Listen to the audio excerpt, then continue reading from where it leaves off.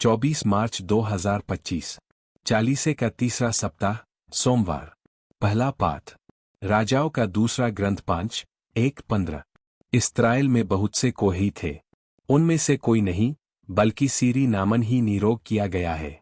अराम के राजा के सेनाध्यक्ष नामन को अपने स्वामी का सम्मान तथा कृपादृष्टि प्राप्त थी, क्योंकि प्रभु ने नामन द्वारा अरामियों को विजय दिलाई थी। वह महान योद्धा था, किंतु कोही था। अरामी छापामार किसी समय इस्राएल के देश से एक कन्या को उठा कर ले आए थे और वह नामन की पत्नी की दासी बन गई थी। उसने अपनी स्वामिनी से कहा, ओह! यदि मेरे स्वामी समारिया में रहने वाले नबी से मिल जाते, तो वह उन्हें कोर से मुक्त कर देते। नामन ने अपने स्वामी को बताया कि इस्राएली कन्या ने क्या क्या कहा है। इस पर अराम का राजा बोला, तुम वहां जाओ, मैं तुम्हें इस्राएल के राजा के नाम एक पत्र दूंगा।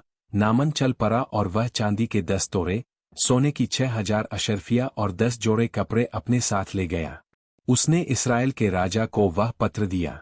उसमें यह लिखा था, मैं इस पत्र के साथ अपने सेवक नामन को आपके पास भेजता हूँ, जिससे आप उसे कोर से मुक्त कर दे। इस्राएल का राजा पत्र पढ़ते ही अपने वस्त्र फाड़ कर बोल उठा, मैं तो ईश्वर नहीं हूँ जो मार और जिला सकता है, तो उसने किसी को कोर से मुक्त करने के लिए क्यों मेरे पास भेजा है?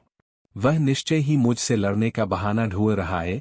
जब ईश्वर भक्त एलीसे को यह पता चला कि इस्राएल के राजा ने अपने वस्त्र फाड़ डाले हैं, तो उसने राजा के पास यह कहला भेजा, आपने क्यों अपने वस्त्र फाड़ डाले हैं? वह मेरे पास आए, तो वह जान जाएगा कि इस्राएल में एक नबी विद्यमान है। इसलिए नामन अपने घोड़ों और रथों के साथ आकर एलीसे के घर के द्वार पर खड़ा हो गया। एलीसे ने उसे यह संदेश कहला भेजा, आप जाकर यरदन नदी में 7 बार स्नान कीजिए, आपका शरीर स्वच्छ हो जाएगा और आप शुद्ध हो जाएंगे। नामान क्रुद्ध हो उठा और यह कहते हुए चला गया, मैं समझ रहा था कि वह स्वयं बाहर आकर मुझसे मिलेंगे, अपने प्रभु ईश्वर का नाम लेकर प्रार्थना करेंगे और कोर के स्थान पर हाथ फेर कर उसे दूर कर देंगे। क्या दमिश्क की अबाना और फरपर नामक नदियों का जल इस्राएल के सब जलाशयों से बढ़कर नहीं है? क्या मैं उनमें स्नान कर शुद्ध नहीं हो सकता था?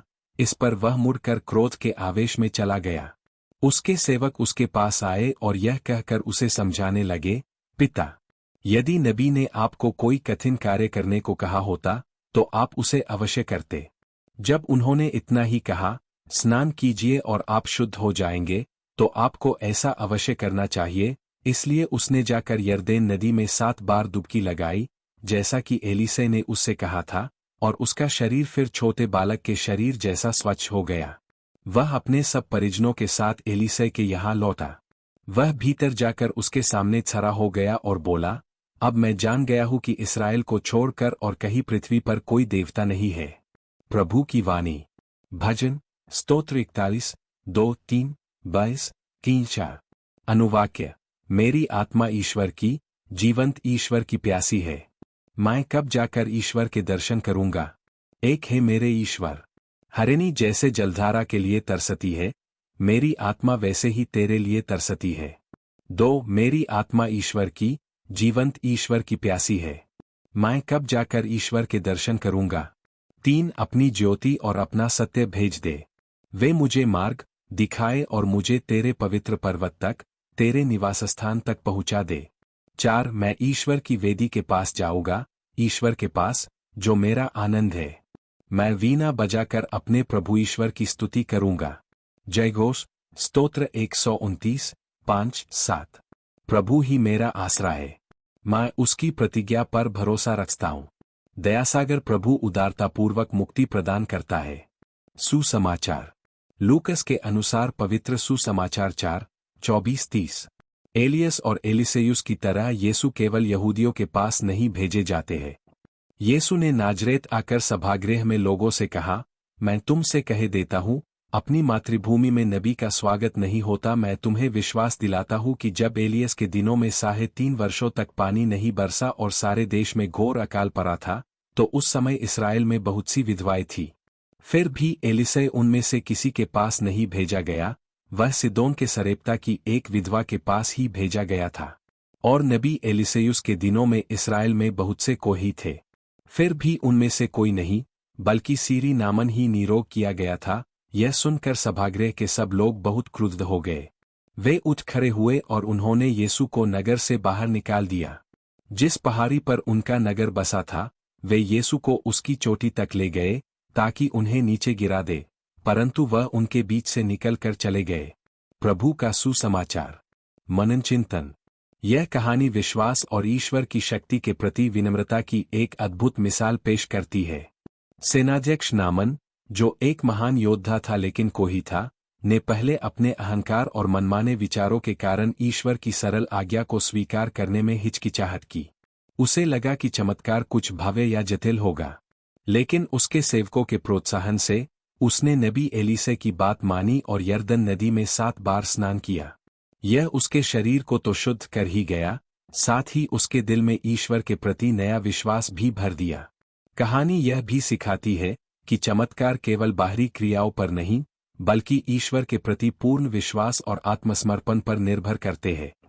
साथ ही नामन की इस्राएल के ईश्वर को पहचानना हमें यह समझने का अवसर देता है कि ईश्वर की महिमा और शक्ति सार्वभौमिक है। आपको यह कहानी क्या सिखाती है, और क्या आप इसे अपनी व्यक्तिगत यात्रा के किसी हिस्से से जोड़ सकते हैं? यह प्रसंग गहरी बातों को उजागर करता है। यीशु का यह कहना कि अपनी मातृभूमि में नबी का स्वागत नहीं होता, यह दिखाता है कि सत्य बोलने वालों और ईश्वरीय संदेशवाहकों को उनके अपने लोग अक्सर स्वीकार नहीं करते। उनके द्वारा उदाहरण स्वरूप एलियस और एलिसियुस के कार्यों का उल्लेख यह संकेत करता है कि ईश्वर की कृपा और चमत्कार केवल उन्हीं पर नहीं होते जो खुद को चुना हुआ समझते हैं, बल्कि उनकी दया व्यापक और सबको सम्मिलित करने वाली है। सभागृह के लोगों का क्रोध यह दर्शाता है कि उन्होंने यीशु के इस सत्य को स्वीकारने के बजाय उसे चुनौती के रूप में देखा।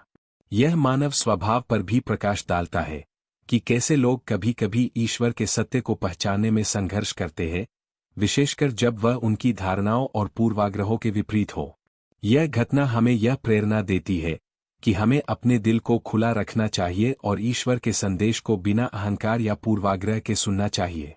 क्या यह आपको जीवन के किसी ऐसे क्षण की याद दिलाती है जहां सत्य को स्वीकार करना कठिन था? आज का पाठ आपको दया, प्रेम और अनुग्रह से भर दे, आप आत्मिक दृष्टि से परिपूर्ण रहें, जीवन के हर एक पड़ाव में सफलता प्राप्त करें। परमेश्वर आपको बहुतायत से आशीष प्रदान करें। ट्रू गॉस्पेल चैनल में बने रहने के लिए आपका बहुत बहुत धन्यवाद।